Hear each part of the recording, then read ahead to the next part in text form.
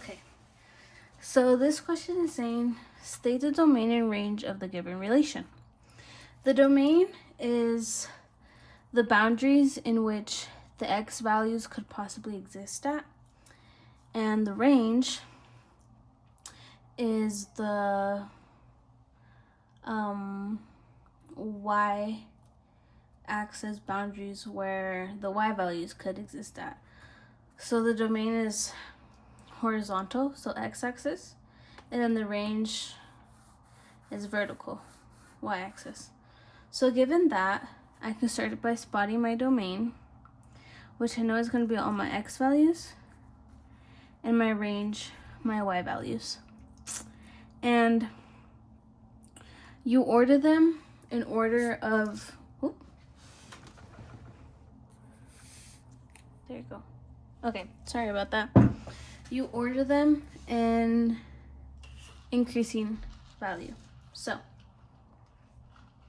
I'm going to start by circling my x values, and within a coordinate pair is the x value and the y value. So just circling them,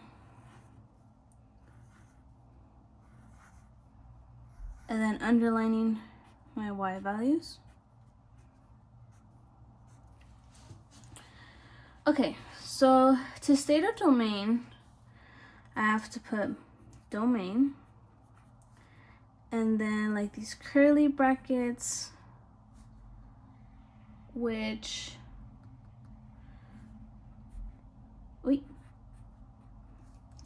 mean that x can equal either of these values. So as I said, it's going to be organized from decrease, like from the lowest value to the largest value. So the lowest value is -6. Then it's -1. And I like to cross them out as I go just so I don't get confused. And I see that -1 is here twice, so I'm going to cross it out. And if there's, like in this example, because there's two -1s, I only mention it once when I state domain and range. So what's left is 0, 2, and 3. So then I know 0, 2, 3. The end of the curly bracket. Okay.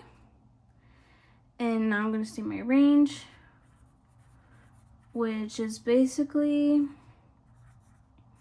stated the same way, but instead of x, you do y.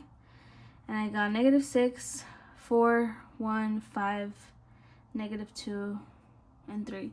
So -6 is the lowest, smallest number. Cross it out. And -2. Then 3. Oh wait, there's a 1 here. Then 1, 3, 4, 5. And the curly brackets.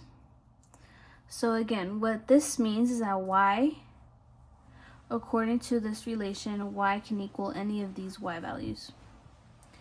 And a big mistake that a lot of people can make is not organizing your work. Therefore, you could miss a number or two. Like you noticed, I almost missed my y value of 1 in my range. So now it's saying determine if the given relation is a function and explain. A function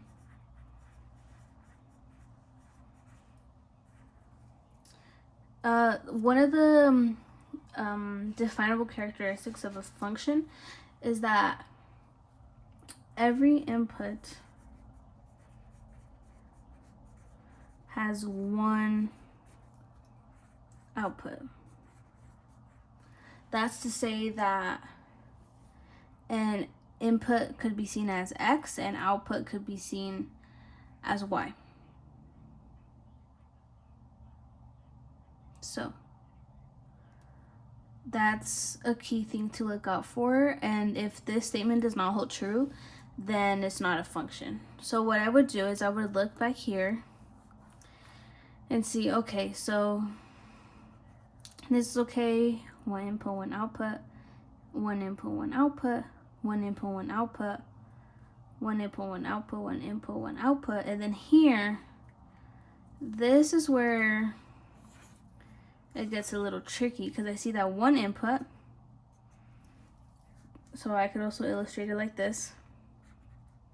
Has two outputs, which simply cannot happen if for it to be categorized as a function. It could go the other way, that like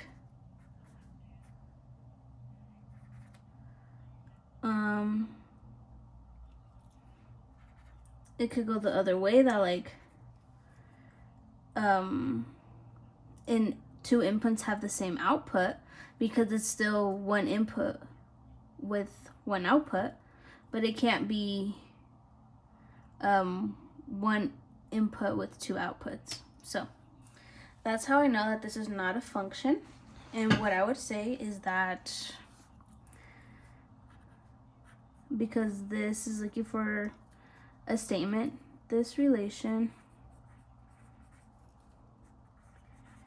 isn't a function because that's abbreviation for because the input -1 corresponds to two outputs, which simply can't be. Okay. So now we're given this problem. So I'll put this to the side.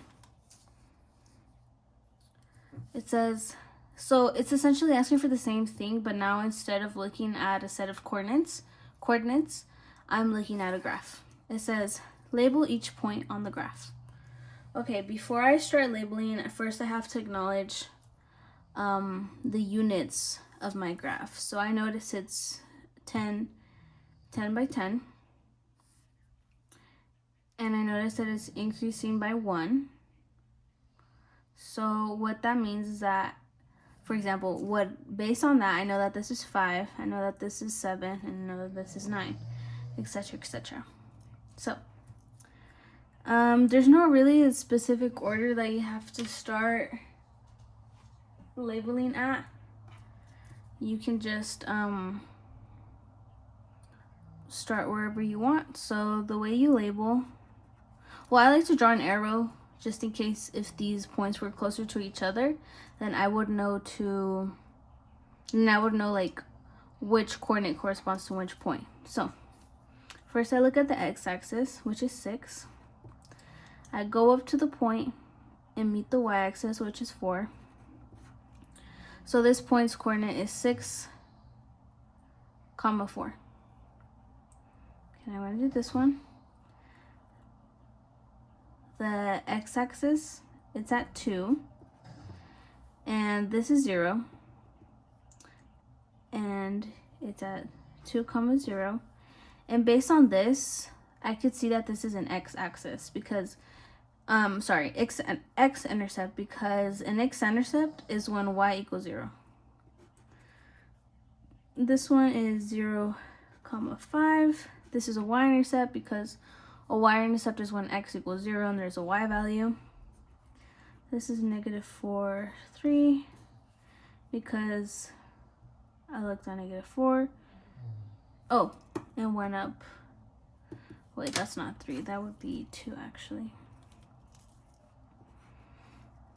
And this one is 3, -6. So be -2, -3. Okay, now that I labeled each point, I can state the domain and range of each of the given relation above. So the way that I'm gonna do that is by